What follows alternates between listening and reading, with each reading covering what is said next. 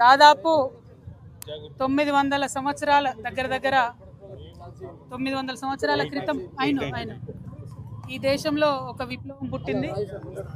బసవేశ్వరుడు పుట్టే ముందే మరి ప్రకృతి పులకరించిందని చెప్తారు. అదేవిధంగా వారు జన్మించి 839 సంవత్సరాలు అవుతున్నప్పటికీ ఆనాడు వారు చేసినటువంటి మార్పులు, తీసుకున్నటువంటి ప్రజాస్వామిక విలువలు, ఆ అంశాలు ఇవాళటి కూడా మనం చర్చిస్తూనే ఉన్నాం. ఒక పక్క వర్ణ భేదం లేకుండా, కుల భేదం లేకుండా సొసైటీలో అందరూ కలిసి ఉండాలి, అందరికీ కరెక్ట్ డెవలప్మెంట్ కావాలి, అందరికీ సరైన గౌరవం ఉండాలని ఆనాడు వారు ఏదైతే చెప్పారో, లింగ భేదం లేకుండా, స్త్రీ పురుష భేదం లేకుండా అందరికీ సమాన అవకాశాలు రావాలని ఏదైతే చెప్పారో, ఇంకా అది సాధించుకోవడానికి 830 ఏళ్ళ తర్వాత కూడా మనం పాటుపడుతూ ఉన్నాము, ప్రయత్నం చేస్తున్నామంటే మనం వెనకబడి ఉన్నట్టు లెక్క. వారు ఇంకా ఎంతో తరాలకు ముందుగా పుట్టినటువంటి మహానుభావుడు. ఆ వ్యక్తిని, బసవేశ్వరుణ్ణి మనందరం కూడా దైవంగా కొలుసుకుంటూ ఉన్నాము. మరి వారి యొక్క స్ఫూర్తితోని భారతదేశంలో నిన్న మొన్ననే మహిళా బిల్లు వీగిపోవడం జరిగింది. చాలా దారుణం.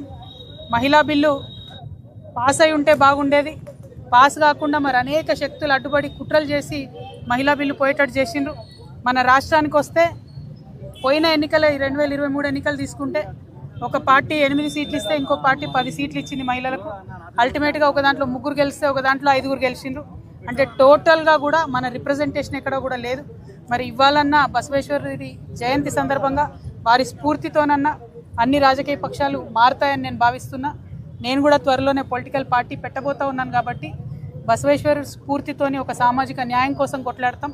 ఎందుకంటే వారి స్ఫూర్తితోనే అంబేద్కర్ కొట్లాడిండ్రు. అంబేద్కర్ కూడా పదే చెప్పుకుంటూ వచ్చిండ్రు, బసవేశ్వరుని ఎవరైతే ఒక ప్రాంతానికి సీమితం చేయకుండా భారతదేశ వ్యాప్తంగా వారి కోసం పాటుపడితే భారతదేశం మారుతుందని చెప్పి కూడా చెప్పడం జరిగింది.